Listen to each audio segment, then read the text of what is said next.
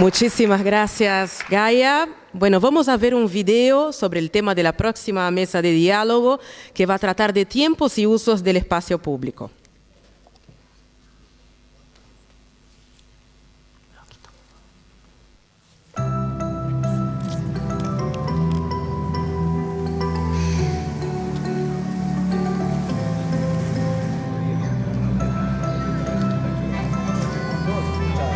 Está divino, ¿no? Cuando viene esto de interactuar con las clases.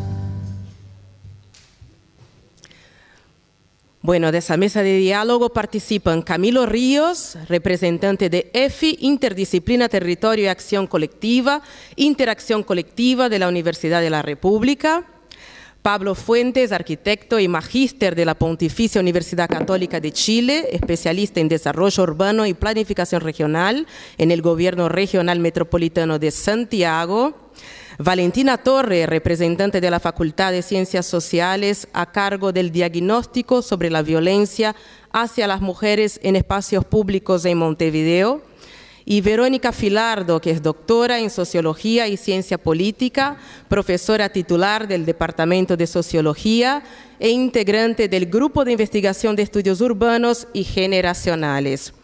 La moderación de esa mesa, que trata de tiempos y usos del espacio público, estará a cargo de Verónica Adler, que es especialista principal en desarrollo urbano y vivienda del BID. Bienvenidas, bienvenidos a todos. Los esperamos acá.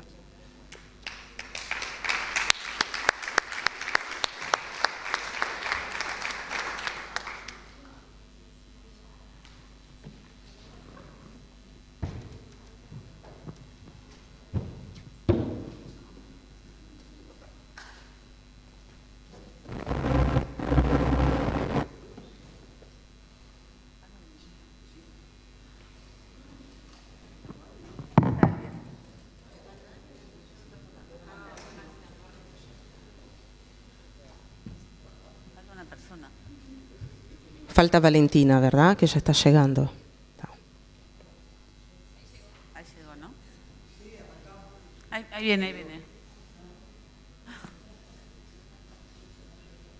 Bueno, buenos días a todas y a todos. Bueno, después de la presentación de Gaia nos han quedado seguramente un montón de preguntas para todos, pero bueno, esperemos que después de este diálogo podamos recoger preguntas del público, tanto de la presentación de Gaia como de la nuestra de ahora. Un poco el objetivo de esta parte del panel es hablar sobre el uso del espacio público, sobre la práctica de ese uso, cómo se usa ese espacio público en Montevideo, cuáles son las experiencias que nosotros tenemos y que se han desarrollado durante los últimos años, y también cuál es la investigación que se ha realizado para tener un mejor uso de ese espacio público. Entonces, para conversar sobre ese tema y tratar de responder esas preguntas, tenemos a Camilo Ríos, que está acá a mi derecha. Bueno, no voy a volver a hacer la presentación que ya hizo nuestra presentadora.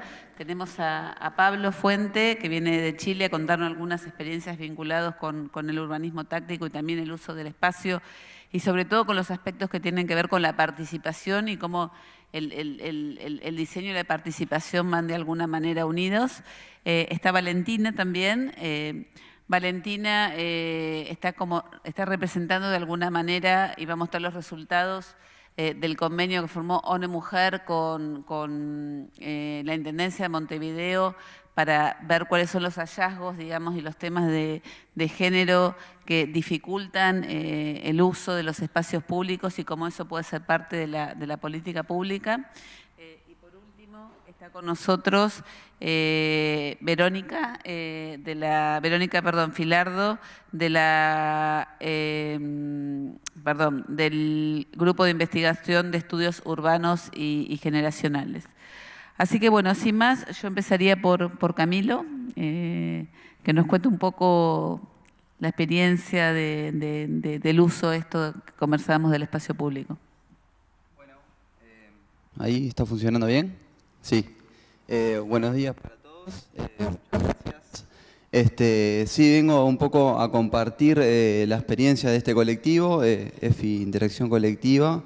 Que primero que nada me gustaría explicar un poco, bueno, la sigla que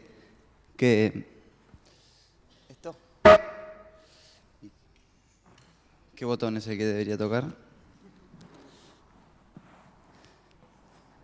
Bueno, ahí va, sí, mucho mejor. Bueno, empezaría por compartir entonces esto de qué está compuesto este nombre, EFI Interacción Colectiva, para a partir de eso contar un poco la experiencia de lo que venimos desarrollando hace algunos años en el barrio de Flor de Maroñas, en este caso. El EFI, Interacción Colectiva, o la sigla EFI, eso que aparece antes, es un dispositivo universitario que se viene implementando hace algunos años, y sus orientaciones principales está la integralidad.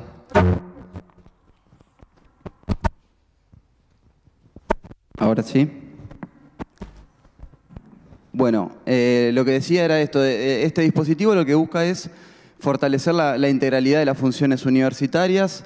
Hablamos de estar articulando los procesos de enseñanza, los proyectos y preguntas de investigación y proyectos de extensión que se vengan desarrollando en el territorio. Desde un abordaje interdisciplinario, entonces que las problemáticas a nivel social puedan ser abordadas desde distintas disciplinas, y de alguna manera promoviendo también el diálogo de saberes en el sentido de poner en diálogo el saber académico con el saber, con otro tipo de saberes. Entonces eso sería como la fundamentación de un EFI, y en ese marco es que se conforma en este caso el de interacción colectiva. Interacción colectiva se trata de un equipo entonces interdisciplinario compuesto por los servicios de facultades Psicología, el Instituto Superior de Educación Física, y también tenemos la presencia de docentes de Arquitectura, Diseño y Urbanismo. Como ven, el nombre Interacción Colectiva está compuesto por las palabras de interdisciplina, territorio y acción colectiva. Y se propone entonces abordar el tema de los barrios populares en la ciudad, sus diversidades, sus espacios públicos y las prácticas corporales. ¿Por qué Flor de Maroñas? Bueno, este EFI está desde el año 2010 trabajando en este territorio, y un poco la caracterización de este barrio habla de un barrio que ha tenido uno de los barrios más antiguos de la ciudad de Montevideo, que tuvo su auge con grandes industrias por la década del 50, pero luego se vio afectado por un proceso de desindustrialización que un poco generó la generación de asentamientos en la zona, y eso, sumado a otro tipo de políticas habitacionales en el barrio, le ha dado un crecimiento muy importante a nivel demográfico en el barrio. Eso entendemos que bueno, ha generado una cierta heterogeneidad, tanto residencial por la forma de vivir en el barrio y de la población que habita el barrio. Entonces, yendo un poco a las acciones en territorio que se vienen desarrollando por parte de este equipo, la participación viene siendo en torno a la acción colectiva y participación en comisiones barriales y mesas y comisiones institucionales que se proponen el trabajo a nivel colectivo en el barrio, y un poco bueno, la problematización que atraviesan los ejes de lo que venimos trabajando está en la inclusión social y en la apropiación de los espacios públicos del barrio.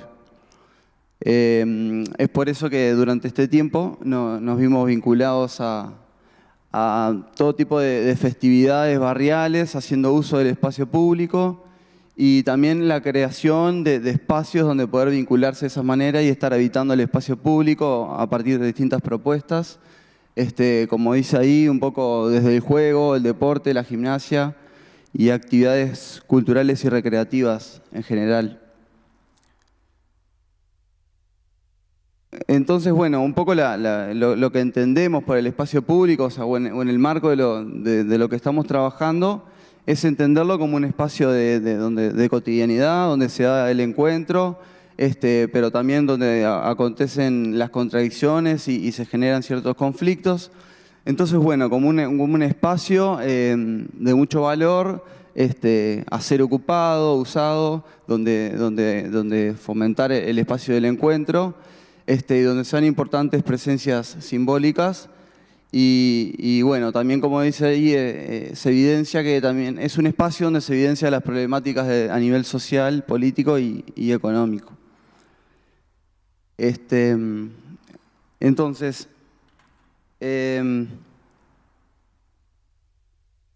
un poco yendo a lo que está hoy el colectivo, el proyecto y el proceso que está teniendo en el territorio, que se da sobre todo a partir de la propuesta de la Intendencia de proponer un reacondicionamiento de la plaza ubicada en el casco histórico, una plaza importante en el barrio, una plaza central, y bueno, en donde se anuncia entonces esta posibilidad de alguna manera intervenir en este espacio y bueno, ese proyecto lo que propone es la creación de un centro cultural con la construcción de un complejo polivalente. La propuesta propone que sea una cogestión con organizaciones sociales y vecinales. Y bueno, ante esa invitación es que un poco EFI de interacción colectiva se propone acompañar ese proceso que comenzó en el año 2017.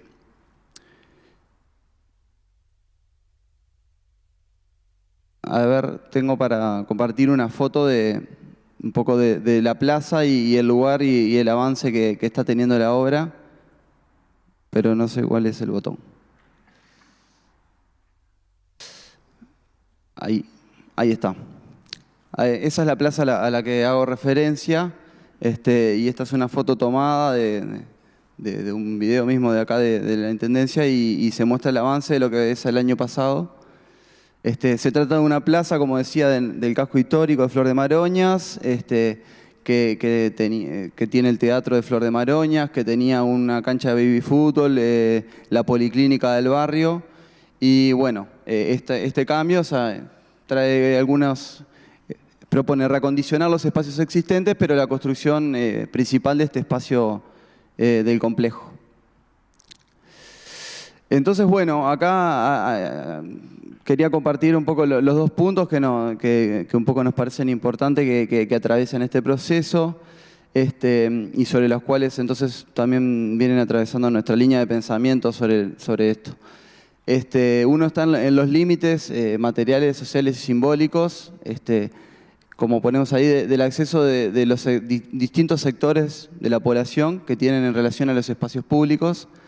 Y el otro eje está en el alcance e incidencia de los vecinos respecto a las intervenciones del Estado. Y en relación a eso es que nos planteamos una serie de interrogantes. Entonces, sobre el sentido de la diversidad del barrio y la historia que pueda llegar a tener en este centro proyectado, cómo pueden articularse los actores del barrio y el grado de incidencia en las tomas de decisiones de ese proceso.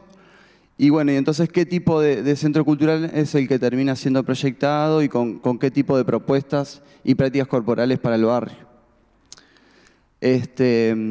Bueno, un poco la modalidad de trabajo a lo largo de este tiempo ha sido de una instancia de plenario mensual y ciertas comisiones más vinculadas a algunas áreas temáticas. Bueno, se trata de un espacio de la plaza que ya tiene como una historia importante y donde entendemos que esta intervención va a requerir de ser reapropiado por parte de los vecinos. Entonces, de alguna manera, nos parece importante la participación activa de la mayor cantidad de vecinos en este espacio, tanto en el proceso de construcción como también en el funcionamiento posterior de este espacio La Plaza. Entonces, bueno, acá una de las interrogantes también que atraviesan es cómo lograr esa amplificación de las voces del barrio, atendiendo a esto que hablábamos de un barrio con una gran diversidad y distintas presencias en el barrio, distintas distancias que se ponen en juego en relación a este espacio.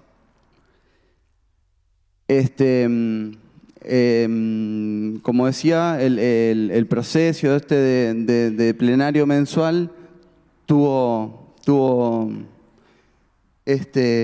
distintas formas de funcionamiento. Comenzó como un espacio más de intercambio, pero que poco a poco ha logrado ser una instancia de debate y de discusión en relación a ciertos puntos a considerar en este centro cultural y la repercusión que va a tener.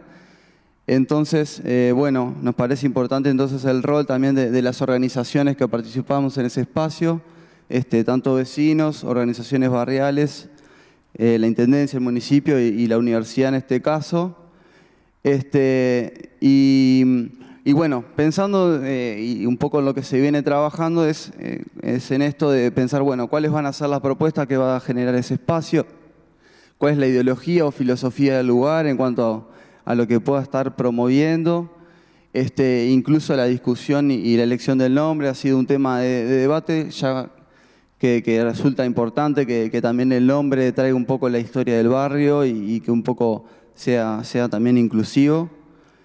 Entonces, para ir terminando, destacar la importancia de la memoria del barrio, para que pueda estar puesta en diálogo en ese espacio, apostar a sostener el proceso colectivo y la pluralidad de todas las voces, y bueno, de alguna manera, entendiendo el conflicto como parte del proceso que fortalece lo público, y bueno, apostando a que este espacio sea un espacio más de la ciudad, que pueda ser habitado, de alguna manera pueda contribuir a la identidad del barrio y los habitantes con sus prácticas.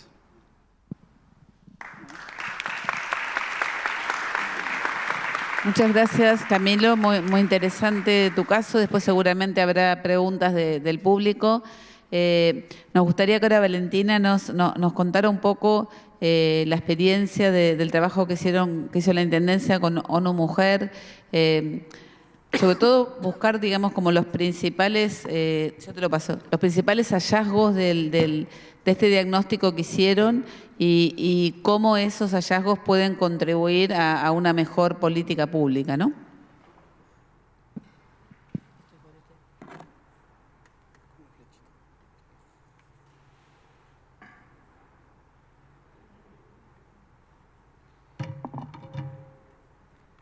Buenos días para todos y para todas.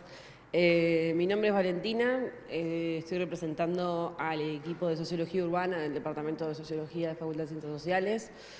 Nosotros el año pasado ganamos un llamado del convenio de la Intendencia con ONU Mujeres en el programa de Ciudades Seguras, y bueno, el año pasado lo que hicimos justamente fue este diagnóstico sobre la violencia hacia mujeres y niñas en el espacio público. Nos sale la presentación ahí, ¿no? Está. Bueno, igual sigo hablando un poco más. Algunas cosas voy a leer porque son pocos minutos los que tenemos y quiero como que pueda entrar todo lo que tenemos para decir, que es bastante. Primero, hablar de qué perspectiva miramos la ciudad, ¿no? Entonces, nosotros estamos mirando la perspectiva de género, que permite pensar más allá de lo instituido, o sea, más allá de lo que está instaurado. Entonces, en verdad, nosotros pensamos a los espacios públicos como que ya están dados, o sea, fuera desde lo que es la construcción de cada uno de nosotros y nosotras, y bueno, nosotros también estábamos mirando aquellos lugares donde no se discute qué formas hay de habitar, cómo se habita, qué diferencias hay y demás. Contamos hace mucho tiempo con una planificación urbana que es hegemónica, patriarcal y machista, aunque se asuma que algunos errores o se intente corregir eso constantemente desde distintas lugares y que permitan de alguna manera transformar algunos espacios, como hemos visto a partir de este diagnóstico. Pasan. Bueno.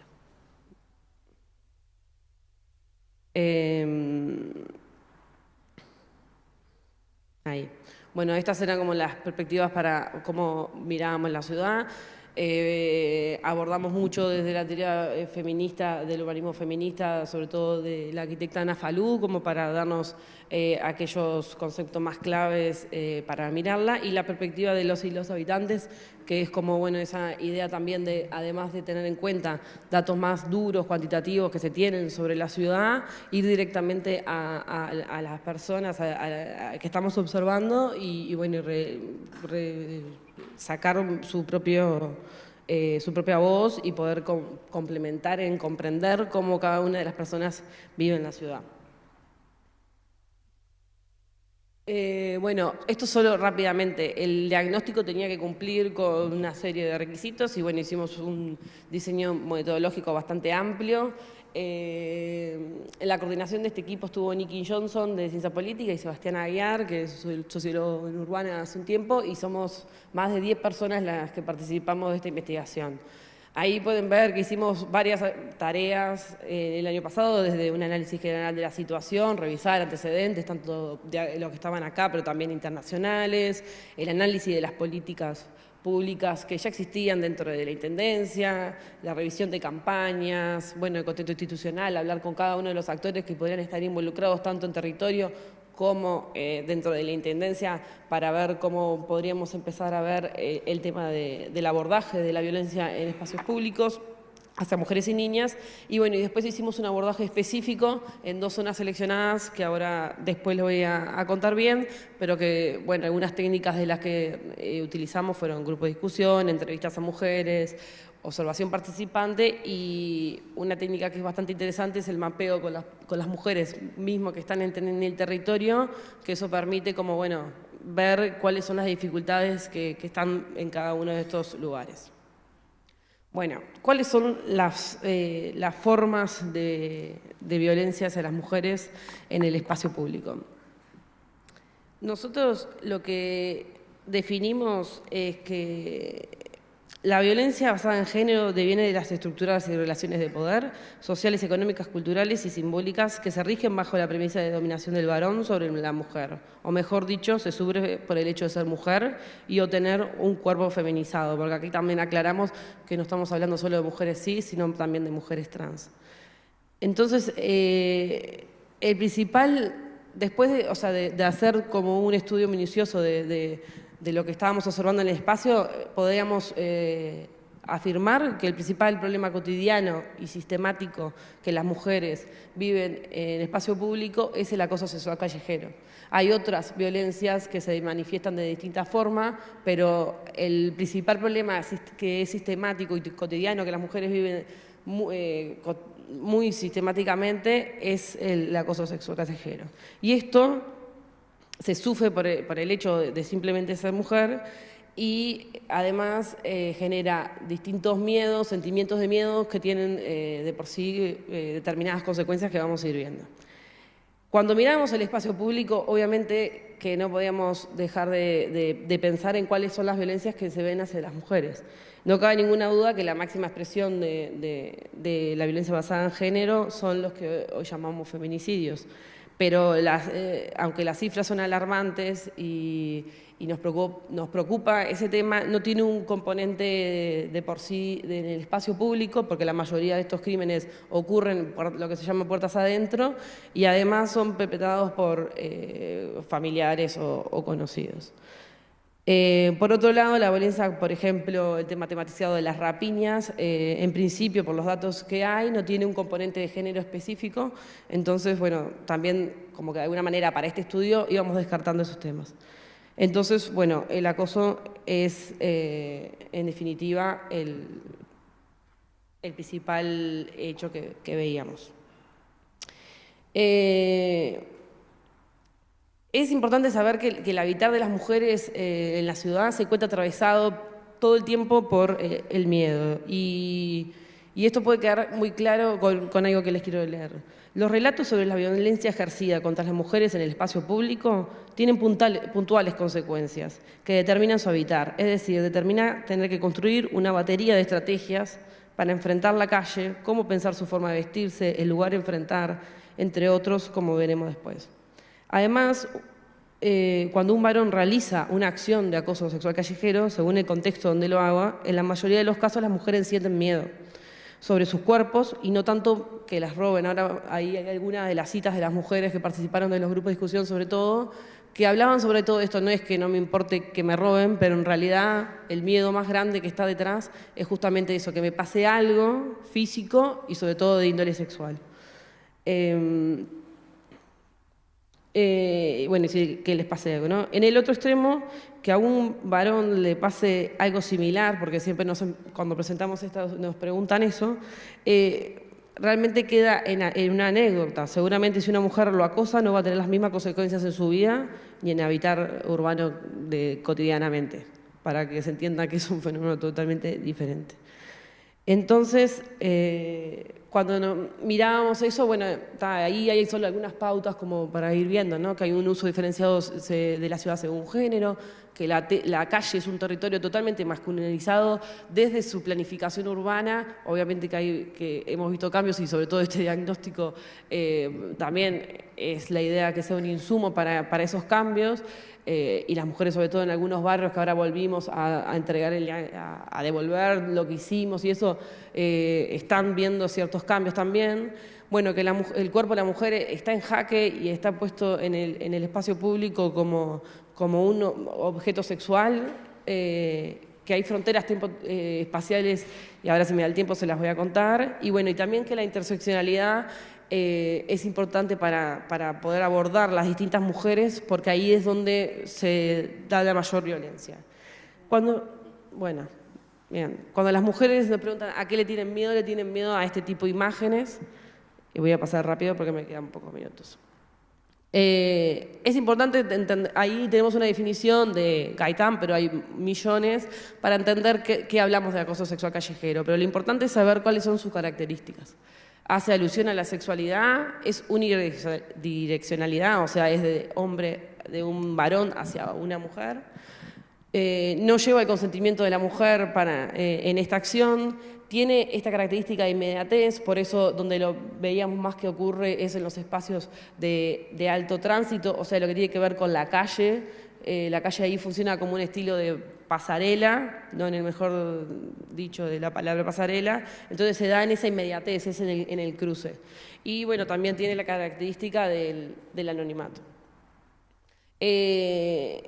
La lógica del acoso sexual, y ahí nos gustaba traer una cita de Rita Segato que dice: por acción del mismo gesto, el agresor exige de ese cuerpo subordinado un tributo que fluye hacia él y que se construye sobre su masculinidad, porque comprueba su potencia en su capacidad de exteriorizar y usurpar autonomía del cuerpo sometido. El estatus masculino depende de la capacidad de exhibir esa potencia, donde masculinidad y potencia son sinónimos. Entonces nos importaba entender que ese acoso sexual callejero en realidad en la heteronormatividad y dentro de la masculinidad es esa exhibición hacia la mujer en el acoso. Está claro esto de lo que habla Segato, de la masculinidad y la potencia como sinónimos, y la exigencia que tiene estos mandatos en la exposición.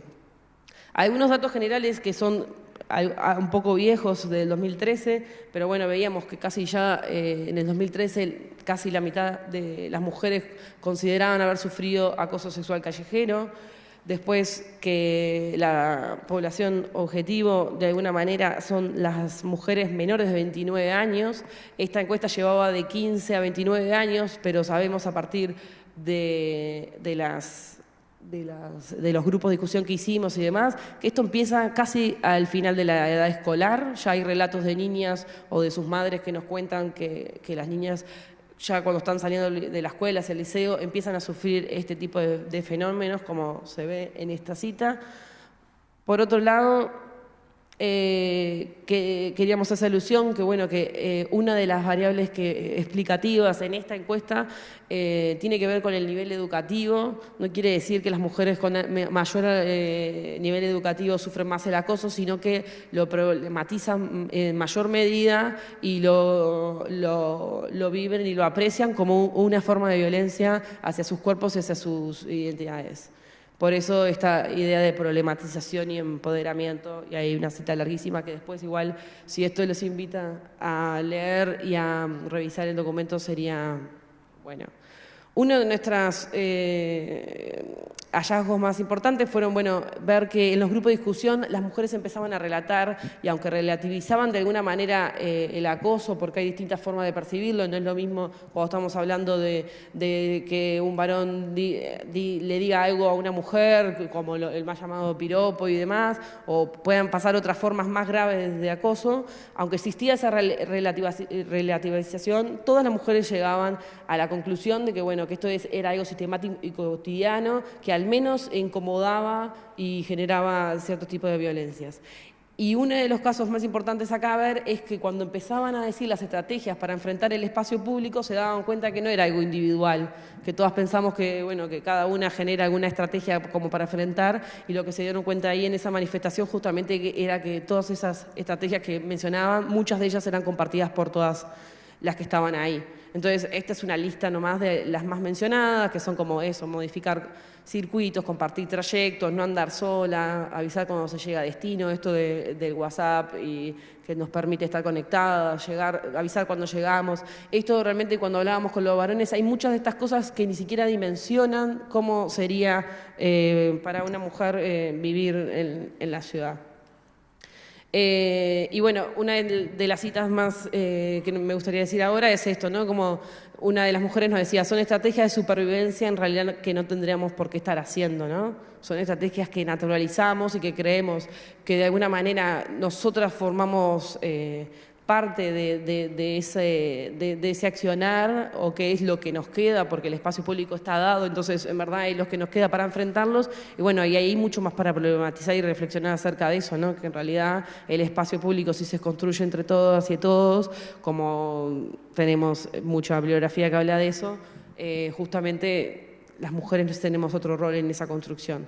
Entonces, solo rápidamente para contarles que estuvimos haciendo un análisis de 2 zonas en particular, por distintos motivos que se eligieron, pero más que nada por la caracterización que se hace del acoso sexual callejero, ocurre más que nada en 2 zonas. Por un lado, lo que tiene que ver con las zonas de alto tránsito, que son las calles, los lugares donde se transita, y por el otro, el entorno barrial.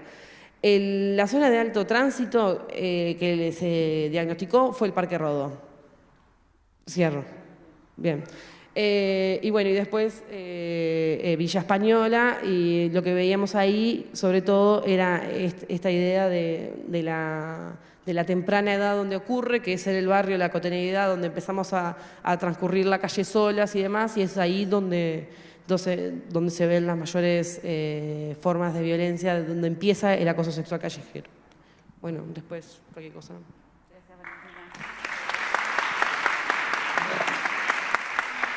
Muchas gracias, Valentina.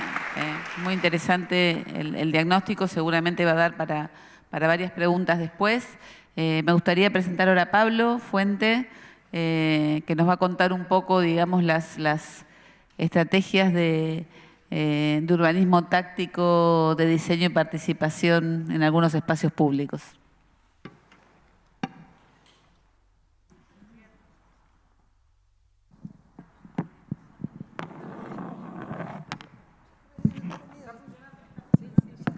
Bien, ¿qué tal?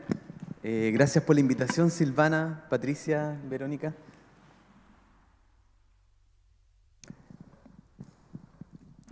Mi nombre es Pablo Fuentes, soy arquitecto urbanista de Chile y quiero contarle en esta presentación, que consta de 2 partes, algunos aprendizajes del proyecto Plazas Públicas de Bolsillo, y también quiero contarles unos desafíos en materia de innovación urbana que estamos trabajando en distintas ciudades de América Latina y el Caribe. Cuando se piensa en espacios públicos, la primera imagen que viene por parte de las instituciones, por parte de la propia comunidad, son los grandes parques, las grandes extensiones de verde, con arbolado, con fuentes de agua, proyectos que son muy necesarios para reducir los déficits de dotación de espacio público en nuestras ciudades, pero que son de muy lenta ejecución, son muy caros y no necesariamente tienen la sintonía fina para conectarse con los requerimientos de las comunidades donde se emplazan. Hoy día, el espacio público contemporáneo, que como dijeron en presentación anterior, el espacio público es la señal de la sociedad que lo consagra. El ágora griega era la manifestación de un tipo de sociedad. El espacio contemporáneo es un espacio caracterizado por ser flexible, adaptativo. Se mezclan distintos tipos de programas que hace un par de décadas no habría sido posible creer que podían funcionar juntos. Tiene un carácter experimental. Reconoce la temporalidad como un atributo y no como un problema, y tiene un fuerte carácter ciudadano. Algunos lo han denominado como urbanismo táctico, intervenciones caracterizadas por ser de rápida ejecución, de bajo costo y de muy alto impacto. Hay unas variantes de este urbanismo táctico que se llama urbanismo do it yourself o hágalo usted mismo, urbanismo guerrilla, cuando aparecen esas ciclovías con conos de tránsito que construyen una ciclovía en la noche, por ejemplo, y aparece en la mañana. Incremental, porque lo entienden como la primera fase de una intervención futura. Pop-up, por su carácter temporal, que aparecen y desaparecen, y una tendencia bien interesante que ha estado incubándose en América Latina desde los últimos 3 años y en el mundo desde hace 10 años ya, que se llama placemaking, que en español la hemos traducido como el acto de lugarizar espacios que no tienen carácter definido, espacios que están subutilizados, que mediante intervenciones comunitarias atractivas e innovadoras se transforman en un lugar querido por las comunidades. Las plazas de bolsillo son un ejemplo de innovación pública estatal, de innovación urbana estatal, que se enfocan en la recuperación de terrenos baldíos que, ustedes podrán coincidir conmigo, un terreno baldío tiene puros aspectos negativos. Un terreno baldío es señal de especulación, de inseguridad, de subutilización. Nadie dice hoy qué bonito este terreno baldío que está frente a mi casa. Y frente a este problema, desde mediados del siglo pasado, en la posguerra en Ámsterdam, Aldo van Eyck, a través de los playgrounds, fue la primera aproximación a recuperar rápido estos terrenos que estaban deteriorados. Décadas más tarde, en Zaragoza, en México, en Inglaterra, en Londres principalmente y en Nueva York, se hicieron distintos tipos de este urbanismo táctico, experimental, donde se recuperaba mediante urbanismo, mediante arte urbano, murales, mobiliario urbano que aguanta la vandalización, pero que tiene unos diseños innovadores, el uso de pinturas de piso, el uso de mobiliario comprado en el retail para colonizar y conquistar el espacio público, son ejemplos de este tipo de intervención. Como les decía, las plazas de bolsillo son una iniciativa que surge desde el Estado. En el año 2015, yo fui director regional de arquitectura en el Ministerio de Obras Públicas en la región metropolitana de Santiago. Y con ese cargo tuve la responsabilidad de transformar el terreno baldío mejor ubicado de Chile, en Morandé 83, frente al Palacio Presidencial de la Moneda, entre la Intendencia de Santiago y el Ministerio de Obras Públicas. Era un terreno que estaba destinado para hacer un edificio y que por incumplimiento de una empresa se debió liquidar anticipadamente el contrato y me entregaron este terreno en las condiciones que se puede ver en la pantalla. En 45 días transformamos los escombros en este espacio limpio, perfecto. Yo siempre hago el chiste acá que esta es mi primera obra de arquitectura, que es un vacío perfecto. Se ve bien, ¿no? Se normalizaron los muros, se estucó, se hizo un refuerzo estructural en la parte de atrás, se hizo una pendiente, se le puso un pavimento de grava, se hizo un dren, una reja, perfecto. Ahora me dijeron, quedó fantástico para meter las camionetas fiscales y guardarlas ahí en ese lugar. Esa misma sensación ocurrió en Santiago cuando dijeron que la idea principal era estacionar vehículos, y yo en mi rol de asesor de las autoridades les dije, ¿por qué no le damos una vuelta a ese tema y ponemos un espacio de uso público temporal? Fue la primera definición que salió un poco como del sentido común. Le dije, hagamos una plaza pasajera, una plaza efímera, una plaza transitoria. Empezaron a aparecer distintos tipos de nombres. Verónica escuchó esta historia, así que voy a tratar de darle otro énfasis. Se entusiasmaron con la idea, me dijeron, tú dale. Entonces armamos un mini equipo de trabajo con estudiantes en práctica, con un par de arquitectos jóvenes que contratamos, más jóvenes que yo, por cierto, y empezamos a decir, tomamos este lienzo en blanco y dijimos, mira, vamos a hacer un espacio que sea económico, $30.000 va a ser el tope de esta especie de amoblamiento. Vamos a poner mobiliario del urbanismo táctico, vegetación, contenedores de basura, un escenario para actividades culturales, bicicletero, baños químicos y listo. La gracia de esto es que el mecanismo de adquisición de todos estos bienes son muebles, por tanto, ustedes los que son funcionarios públicos saben que la adquisición de mobiliario es mucho más rápida que licitar la ejecución de un diseño y de una ejecución de obras. Son un par de años de diferencia. Comprar mueble, amoblar un espacio baldío es una acción muy rápida, de rápida ejecución, pero para ello tienen que estar las condiciones previas que nosotros habíamos ejecutado con el Ministerio de Obras Públicas. Entonces, en 60 días transformamos el terreno baldío que ustedes ven acá en esto. En esos 60 días, mediante elementos perdón, apreté todo. En un terreno de 325 metros cuadrados de superficie, con elementos del arte urbano, de vegetación, de mobiliario táctico, y con la figura del socio operador que cumplen los carros de comida o los food trucks, asumen la responsabilidad de la operación día a día de este lugar. A cambio no se les cobraba renta en la ocupación de este espacio, el terreno baldío mejor ubicado de Chile, pero ellos debían abrir, cerrar, cuidar, reponer, en resumen, ponerle el corazón a este proyecto. Y ese fue el primer acuerdo importante que sostuvimos entre la Intendencia de Santiago y las asociaciones de food truck que existían en este lugar, donde ellos se comprometieron completamente para que este proyecto fuera exitoso y son los actores principales. Y la figura del socio operador aparece como ese actor público-privado que le pone el alma para el éxito de esta iniciativa a cambio de una ubicación atractiva o a cambio de una inversión pública detonante inicial. Algunas cifras del proyecto durante el primer año. Esta fue una iniciativa que surge desde el Estado en un terreno público financiado por otra segunda institución pública. A mí me gusta decir que las plazas de bolsillo, el éxito es que con baja inversión pero con alta musculatura institucional es posible llegar a resultados notables. Otro elemento distintivo de las plazas de bolsillo es que son espacios de uso público con programa gastronómico, no es un patio de comida. Entonces, primero se privilegia el encuentro entre personas por sobre la realización de una actividad comercial. Esto es bien significativo porque una persona que trabaja en el centro puede llevar su comida, abrir su tupper y comérselo y nadie le va a decir, oye, tú no puedes estar en este lugar porque es un lugar comercial.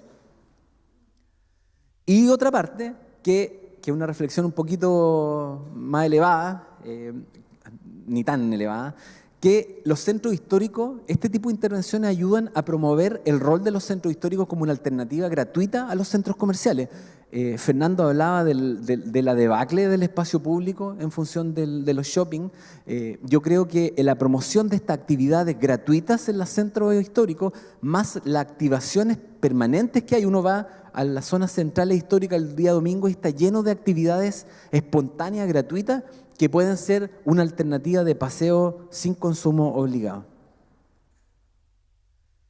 Fue tan exitosa la Plaza de Morandé 83 que rápidamente, en un año y medio, se hicieron 10 plazas de las cuales yo fui responsable, cada una de ellas con su lógica de gestión distinta, en terrenos privados, en terrenos públicos, dentro de universidades, en aceras, en calzadas, en terrenos de metro, etcétera, etcétera, y cada una de ellas tiene un ajuste al modelo de gestión inicial. Todas tienen un socio operador. A fines del año 2016 recibimos el Premio Nacional de Innovación en Chile y en junio del año pasado fuimos reconocidos como una de las 29 prácticas inspiradoras de la nueva agenda urbana en Hábitat en el Foro de Santo Domingo en República Dominicana. Ahí aparecemos con el exintendente Claudio Rego, que también es co-creador de esta iniciativa, junto al arquitecto Sebastián Cuevas, que está en ese lugar. Algunos tips. Es fundamental ponerle nombre a la innovación. Cuando uno le pone nombre, caracteriza, delimita las características y hace que sea un producto dialogable en el mercado. No solo en el mercado, sino que en la sociedad en general. Y la generación de imágenes es bien importante para comunicar. Más que palabras, este proyecto se vendió con imágenes en la opinión pública, con imágenes en redes sociales. Tan así que la herramienta del antes y después fue replicada también por Janet Sadikan y por Brent Toderian, que son referentes en materia de urbanismo táctico en Estados Unidos y Canadá.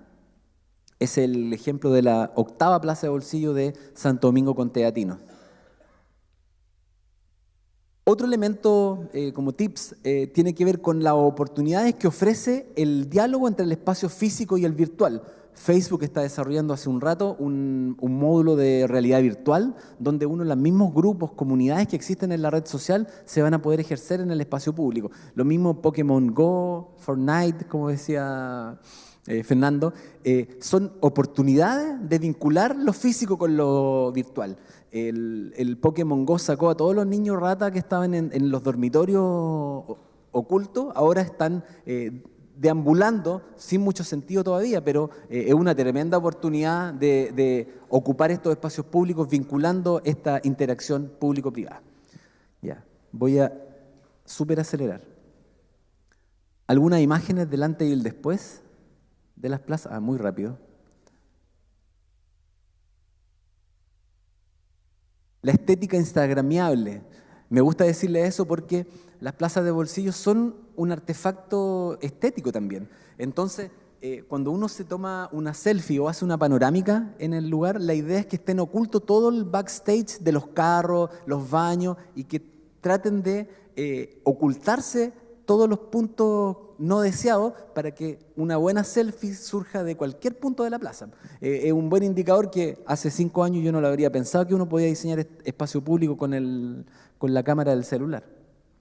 Se expandió a distintas ciudades y regiones de Santiago, unas más felices que otras, y desde la experiencia de las plazas de bolsillo, como en marzo del año pasado creamos Ciudad de Bolsillo, que viene a darle continuidad a esta iniciativa, pero no a replicar la forma, sino que a repetir el proceso, en entornos distintos, con actores distintos, resolviendo problemas distintos. Estamos acuñando el concepto del urbanismo práctico, que recoge los elementos del urbanismo táctico, la frescura del urbanismo táctico, pero que le entrega una temporalidad mayor que permite que las intervenciones duren más de un año por lo menos. Algunos ejemplos, mediciones. Jan Gehl dice, hay que contar a las personas para que cuenten. Una frase muy decidora.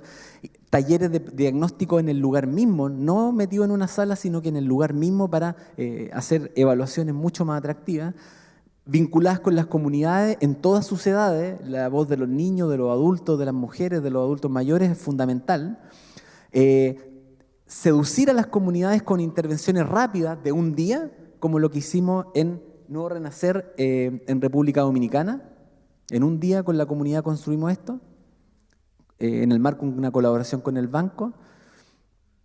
También en República Dominicana, activaciones iniciales de murales y de cine, que hicimos una validación de la propuesta con la comunidad, la que luego se materializó la semana pasada y con mucho éxito y quedamos muy contentos. Paseo Policía Vieja, un proyecto con la Intendencia de Montevideo y el banco. Hicimos un taller donde validamos 2 alternativas, siendo la más reconocida, la de carácter paseo cultural artístico, que va a venir a activar la Plaza de la Diversidad Sexual, que hoy día está en ejecución por parte de la Intendencia. Para terminar, algunos conceptos que surgieron de esta experiencia y que están siendo replicados en distintos lugares: la importancia del socio operador, de los activadores, del equipo de gestión local, de la comunidad, de los patrocinadores, y la importancia fundamental de contar con un liderazgo político que acompañe este tipo de innovaciones, porque si no hay fuerza política, no necesariamente recursos, estas iniciativas se diluyen en el camino.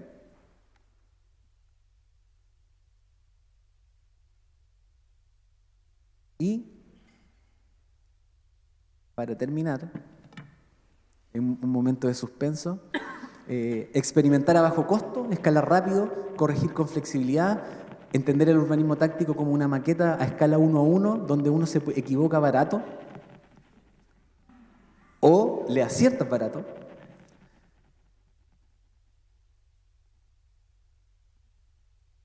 Y entender el espacio público, que la intervención en el espacio público es una oportunidad para entregarle a la sociedad mejores y mayores espacios de socialización a fin de recuperar las confianzas entre las personas y las instituciones que han estado rotas durante décadas, mediante intervenciones de codiseño, de co-construcción y de cooperación.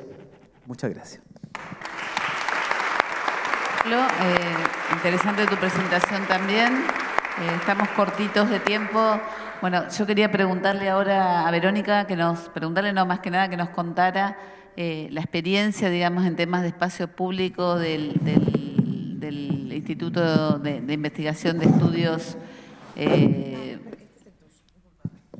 Yo tengo esto. Urbanos y Generacionales. Gracias. Verónica no tiene idea por qué estoy acá. Yo capaz que tampoco, pero voy a pasar la presentación bien rápido. Yo soy del Departamento de Sociología de la Facultad de Ciencias Sociales y voy a presentarles una idea que es algo así como: la gente interviene en los espacios públicos aún sin urbanistas, ¿no? Entonces, la discusión es esta, el espacio público, la noción de espacio público y los espacios públicos urbanos. Y como la mesa se llamaba Tiempo, es la apropiación y el tiempo en esta idea que les quería presentar. ¿Paso con el verde este? ¿Con este de costado? Entonces, los espacios públicos, dijimos ayer, son de libre acceso, son centrales para la investigación social, para la integración social, disculpen. Esto significa: no hay una sola política social que no esté basada en, que pretenda la integración social, en el acceso a la educación, al trabajo, a la salud y a los espacios públicos y a la circulación por la ciudad, ¿no? Entonces, con esta impronta, bueno, me fui para el otro atrás, con esta impronta importante también podemos diferenciar esta idea de la ciudad administrada por los urbanistas, gestionada, intervenida en este espacio público que hay mucha teoría que lo supone como el residuo, lo sobrante, etcétera, donde la preocupación está en equipar los espacios públicos, en determinar cuáles son los usos posibles, qué funciones van a tener, en darle un nombre para formatear ese espacio, el uso de ese espacio, o mirarlo desde la ciudad habitada, es decir, desde el sujeto, el habitante. Entonces, desde esa mirada uno puede pensar que el espacio público son lugares de encuentro con otros que son anónimos y desconocidos, pero que son otros significados, ¿sí? Donde comparto determinadas normas de convivencia en esos espacios y donde se establece vínculo social. Y que hay también usos, pero también hay apropiaciones, y son cosas distintas, uso y apropiación de los espacios públicos. Y entonces, lo que también importa un poco es cómo esta noción del estudio del espacio público nos está permitiendo también estudiar la naturaleza del vínculo social, estudiar nuestras sociedades. Entonces, Cuando nosotros vemos desde la perspectiva de los espacios públicos, la noción de este concepto es muchísimo más laxa que la que dan los arquitectos, o por lo menos algunos arquitectos. Es muchísimo menos formalizada y se confunden algunas cosas. Por ejemplo, la gente nombra espacios públicos los shoppings. Son espacios públicos. Nombran los cines, nombran los tablados, nombran los estadios, ¿sí? Y también se da la inversa, ¿no? Como muchas veces los espacios públicos formalmente establecidos como tales están privatizados. Nosotros habíamos hecho una investigación en el 2005 donde la Plaza Gómez Oro tenía un guardia de seguridad, ¿sí? Donde hoy, recientemente, el año pasado, la Facultad de Ciencias Sociales de la Universidad de la República tenía por día 100 personas en situación de calle. Conflicto. Gigante. Partió el medio de la facultad. La universidad tiene ese problema. ¿Pueden usar las personas en situación de calle las salas de informática de las facultades? Para Sennett, el espacio público considera la naturaleza del vínculo social como el principio fundamental. Y ya entonces no importa si la propiedad es estatal o si es particular, cuáles son las características de ese espacio público, si es abierto, si es centrado, sino cuáles son las relaciones que se establan en esos espacios. Y por lo tanto, el uso dominante del espacio físico es el encuentro y es la expresión de convenciones sociales más o menos alejadas a las expresiones de la vida cotidiana, ¿no? Y acá me interesa distinguir lo que es el uso y lo que es la apropiación del espacio público. El uso del espacio público está dada, el uso del espacio público se da por la función que cumple, ¿sí? Entonces puedo tener en determinado espacio recreación, trabajo, consumo, encuentro social, eventos culturales, etcétera, en determinados momentos, y esto es importantísimo porque esto define cronotopos también, ahora lo vamos a ver. En cambio, la apropiación es un uso que adquiere un sentido, un significado para el sujeto en ese espacio en particular, en ese territorio, que se construye un territorio cultural y que, por lo tanto, pasa a tener un sentido de pertenencia individual o grupal, ¿sí? Y esto es el paso, digamos, el pasaje del espacio al lugar, ¿sí? Como plantea Auger. Ahora, no son la misma cosa porque si todo apropiación supone un uso, eso no es recíproco. No todo uso supone apropiación. ¿Me explico? Y yo puedo usar algunos lugares que están apropiados por otros y en función del significado o el sentido que se le otorgue a esos otros, incluso dejar de usarlo.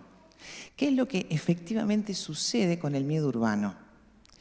Cuando algunas plazas, algunos espacios públicos se apropian por algunos sujetos que me dan miedo o que me suponen amenaza, dejo de usar esos espacios públicos. Hay una cuestión impresionantemente cultural en la construcción del miedo, ¿sí? Porque no cualquier sujeto es pasible de ser una amenaza. Y no solamente tiene que ver con los peligros eventuales, sino con la construcción simbólica de los otros, ¿sí? Entonces, no es una cosa menor empezar a mirar qué es lo que pasa con los sujetos en los espacios, ¿no?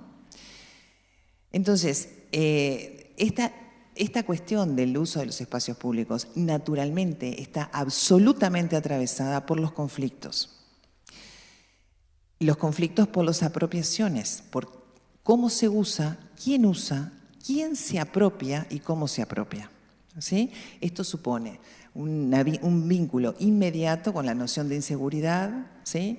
Con el miedo urbano y con la degradación y eventual desuso de determinados espacios públicos, así como espacios que son eventualmente integradores, o sea, que están usadas por múltiples clases de cualquier tipo, de género, de edad, sociales, pelean por la cancha. Esa fue una expresión que efectivamente encontramos en grupos de discusión cuando investigábamos en este tema, donde los jóvenes decían, bueno, yo voy a determinado lugar y le peleo por la cancha a los veteranos, porque los espacios requieren ser apropiados, ¿sí? Justamente para algunos usos, además. Bueno, podemos analizar los espacios públicos en clave política, en clave espectáculo, como habla Debord, en clave de función, pero y también pueden ser clasificados, ¿no? Pueden ser clasificados como los espacios segmentados, es decir, aquellos que tienen un uso integrador, pero se separan por horarios. La Rambla. La Rambla es un espacio típicamente integrador, pero también tiene características de segmentación. Algunos espacios, algunos momentos se usan por algunos sujetos, básicamente marcados por edad, algunos segmentos de la Rambla por algunos sectores sociales, etc. Espacios segregados son... La Plaza de Casaballe difícilmente sea usada ni apropiada por nadie de Punta Gorda. ¿Me explico? Entonces, hay espacios que son de uso de algunos sectores y hay otros espacios que son de uso de otros sectores. Hay espacios también integradores, sin ninguna duda. La Plaza Libre Sereñi, que ya se nombró como un ícono, como un prototipo de espacio integrador, de espacio multifuncional, efectivamente tiene algunas características que no son compartidas por otros. También podemos hablar cómo son catalogados, o sea, cuáles son los atributos, las propias clasificaciones que hacen los habitantes de Montevideo sobre los espacios públicos. Sobre eso tenemos investigaciones de larga data, desde el 2005 al 2016, con campo y evidencias, pero que no es el punto de trabajar acá. Lo que sí quería era ajustarme a la cuestión del tiempo y en vez de clasificar a los espacios públicos, quería clasificar las apropiaciones que se hacen de los espacios públicos, considerando el tiempo, ¿no? Y como algunas apropiaciones pueden ser permanentes, cuando determinados grupos construyen sus lugares y por lo tanto se apropian de esos espacios públicos, lo hacen su lugar de pertenencia, donde muestran su identidad, donde ponen sus marcas, donde, digamos, los cargan simbólicamente, no solamente para ellos, para la realización de rituales, que son casi sus propios templos, ¿no? Sino también los marcan para otros con consecuencias diversas. El tema de la noción de cronotopo también es una cuestión de la apropiación o imposibilidad de apropiación en función de los tiempos. Por ejemplo, hoy Valentina hablaba de género y ciudad, ¿no? Una frase que nosotros encontramos mucho también en las investigaciones es, por parte de las mujeres, en la calle, de noche, sola, no. ¿Sí? Eso es, no es el espacio público lo que excluye a las mujeres, sino es un determinado momento en determinada condición. ¿Sí? Y esto no es un problema que se siente individualmente, es un problema social, como decía Valentina, pero también es un problema que se reproduce generacionalmente. ¿Hasta dónde las mujeres no son socializadas, digamos, o internalizan ese miedo, porque así fueron educadas, para no poder salir sola, tu hermano te tiene que ir a acompañar, tu marido, tu esposo, alguien, otra mujer, ¿sí? Eso es un proceso que el espacio público posibilita de reproducción de determinado dominio, determinado control, etc. Y eventos, acontecimientos. Bueno, como se supone que esto, yo tenía menos tiempo, me lo marcó en principio, voy a hablar rápido. Solamente voy a trabajar la clave política de estas apropiaciones de los espacios públicos, ¿no? En Montevideo. Y vincular con esto que decía hoy, el espacio público no es solamente el espacio público urbano, sino también el espacio público político, el espacio público social, ¿sí? Poder tomar el espacio público urbano puede estar significando también, y en gran medida lo es, poder colocar en el espacio público determinadas identidades, determinadas demandas, determinadas reivindicaciones. También se considera como espectáculo, como manifestación colectiva y es un espejo de relaciones sociales. Los movimientos sociales tienen esto muy claro, ¿sí? y son interventores estratégicos de los espacios públicos. Un poco parafaseando lo que desde el urbanismo se plantea, ¿no? Efectivamente, las marchas, las intervenciones urbanas, la estética, porque casi todas las cosas que él marcaba también las marcan los movimientos sociales. Nosotros podemos perfectamente ver la estética, los colores, las apropiaciones que surgen en las reivindicaciones, la puesta en espacio público, en agenda pública de determinadas manifestaciones. Fíjense el tema de los amaneceres, por ejemplo, en este caso el amanecer naranja a favor de la legalización del aborto, que tuvo una serie de intervenciones urbanas que también lo vemos con el amanecer verde, ese es Dante Alighieri, ¿no? CUTSA, transporte colectivo, público, pero público para aquellos que puedan pagar el boleto, digamos, o que estén dentro de la definición de los beneficiarios. El amanecer amarillo y las marchas. Estas son apropiaciones efectivamente muy potentes de los espacios públicos, que los urbanistas no manejan, no controlan, a priori, ¿no? Que son los pobladores, son los habitantes los que se apropian de esos espacios públicos y que lo hacen también en enorme vinculación con las redes sociales, con las nuevas tecnologías, ¿sí? Ustedes fíjense que esta publicación de identidades en el espacio público virtual es la que también permite, habilita y amplifica la apropiación del espacio público urbano y del espacio público, finalmente, del espacio público político. Algunas intervenciones urbanas, estoy yendo bastante rápido, me hubiera gustado detenerme en cada una de estas fotos que tienen un sentido especial. El movimiento que es de las mujeres, de la violencia contra las mujeres, del feminicidio, es a partir de un 8 de marzo que se dispara el proceso gigante que parlamentariamente condiciona o favorece, digamos, la discusión sobre el feminicidio, ¿no? No es hasta tanto hay esa manifestación masiva de mujeres que se produce el acontecimiento de esa toma del espacio público urbano, pero también del espacio público, que se pone en agenda o se dispara un proceso parlamentario, digamos, legal. El tema del 20 de mayo de todos los años también tiene una estética, también tiene determinadas demandas, también tiene un espacio público apropiado, ¿sí? También tiene íconos y también tiene esa capacidad de salir bien siempre. Las selfies siempre salen bien en estas manifestaciones, ¿no? Es un movimiento y dejan marcas. Todas estas manifestaciones dejan marcas. No son solamente políticas, también son religiosas. La apropiación pública de las playas con Yemayá es impresionante, ¿no? Hacen sus rituales, construyen templos en esos espacios públicos, muestran su identidad, tienen una determinada estética y dejan marcas. Dejan sus marcas, que luego es necesario gestionar. Miren ahí, esto de buscar las fotos en internet es maravilloso, porque muestra como esa secuencia, ¿sí? Que, miren la de arriba, la foto de arriba.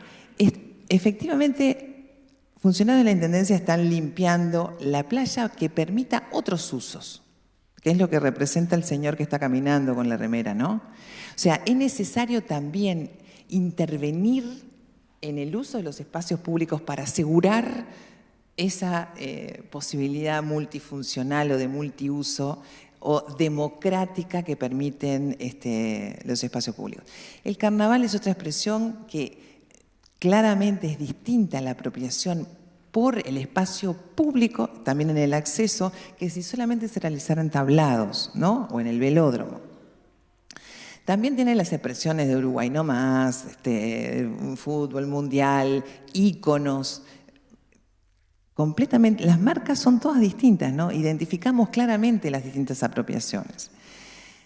Y también hay intervenciones municipales para cada una de ellas, digamos, ¿no? El pintar el David de ponerle la camiseta celeste. Para terminar esta foto, para mostrar que una cosa son eventos y otra cosa son acontecimientos. Y hay acontecimientos que efectivamente pueden cambiar la historia del país y que probablemente la apropiación del espacio público y en particular del espacio público urbano estén muy asociadas a los procesos que eso genera, ¿no? En este caso estamos hablando de noviembre de 1983, disculpen, con este acto y esta apropiación masiva del espacio público que se llamó Un Río de Libertad, que no está intervenido por urbanistas, ¿sí? Sino que son apropiaciones de los espacios públicos que hacen los propios ciudadanos y que tienen eventualmente consecuencias extremadamente importantes. Entonces, ver esa cuestión del diálogo entre sociedad o si quieren, ciudad administrada y ciudad habitada y ciudad vivida. Muchísimas gracias. Muchas gracias, Verónica. Tenemos ahora unos 5 minutitos para levantar algunas preguntas. Lo que les vamos a pedir es que sean breves, o sea, que la pregunta no sea un discurso, sino que la pregunta sea realmente una pregunta aprovechando el know-how o el conocimiento de las 4 personas que tenemos acá hoy. Por suerte no todos somos urbanistas los que estamos acá tampoco, también algunos somos economistas, sociólogos y de otras profesiones. Así que tenemos 5 minutitos para levantar preguntas.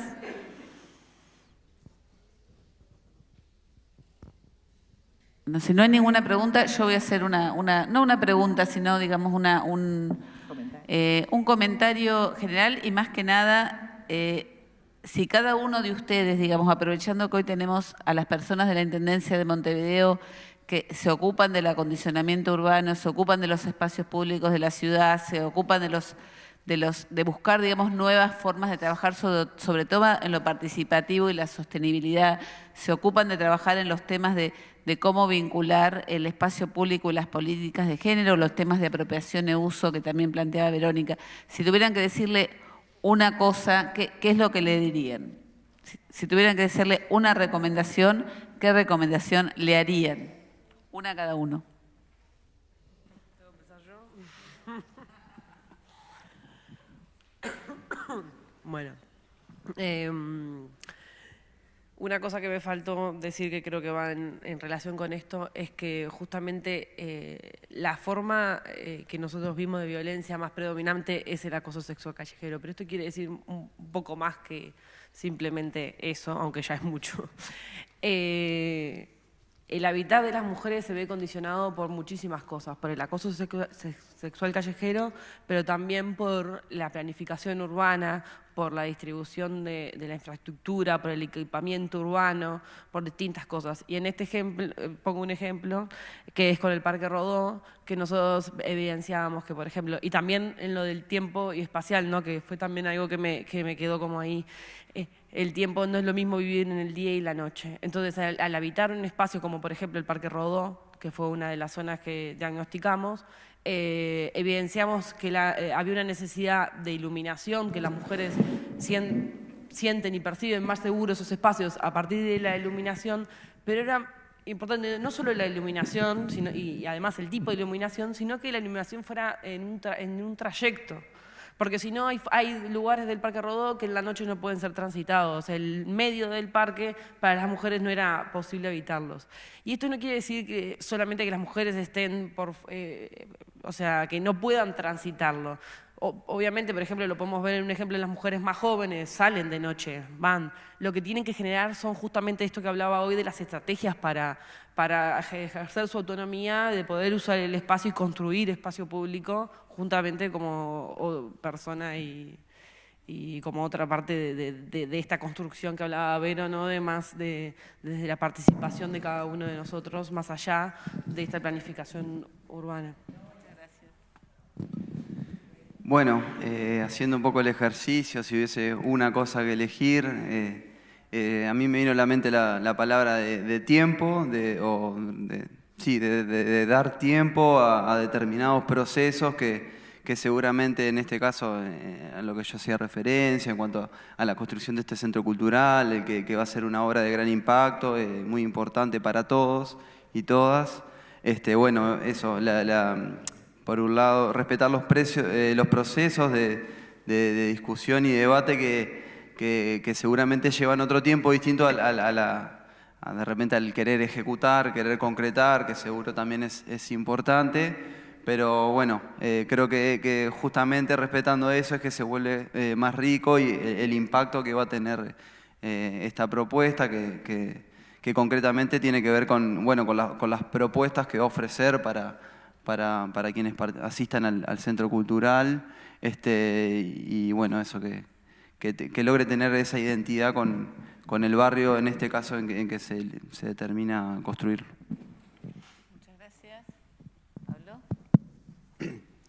Yo le haría una invitación a que sigan en el camino de la innovación dentro del Estado, porque es bien fácil seguir lo que establece la norma y no salirse del caminito, porque, no lo digo que aquí pase, pero es como la caricatura del funcionario público, el que nada hace, nada teme. Y en realidad el que nada hace, nada hace. Y quiero invitarla a que sigan en esta senda de la innovación en el espacio público, que prueben nuevas formas, nuevas alternativas y que interpreten la norma vigente a favor de las personas y no a favor de no cometer errores. Eso. Bueno, voy a empezar por el principio. Muchísimas gracias por la invitación y los felicito por este espacio. Solamente de ver los títulos de las exposiciones es realmente un gustazo, es una actividad excelentemente organizada y nos permite pensar esto desde muy diversas aristas, porque realmente es difícil de poder cerrar el espacio público, ¿no? Y el desafío probablemente está en justamente eso, en cómo hacemos para ordenar algo que casi que queremos que se desordene solo, ¿no? Porque en ese desorden, en esa apropiación es que de la propia gente, es que el propio espacio público tiene sentido. Entonces, es un desafío. La intervención urbana es un desafío gigante, pero es una necesidad. No podemos pensar en una ciudad que no tenga un ordenamiento. Entonces, me parece fascinante ese juego, esa dualidad, la paradoja de ordenar el caos, ¿no? Yo qué sé, me parece que el espacio público es como un lugar, no estoy usando la palabra lugar adrede, es un lugar de encuentro también entre disciplinas, entre distintas perspectivas, entre distintos saberes, y por eso tiene como ese triple encanto. Así que muchísimas gracias. Gracias a todos. Seguimos a las 12.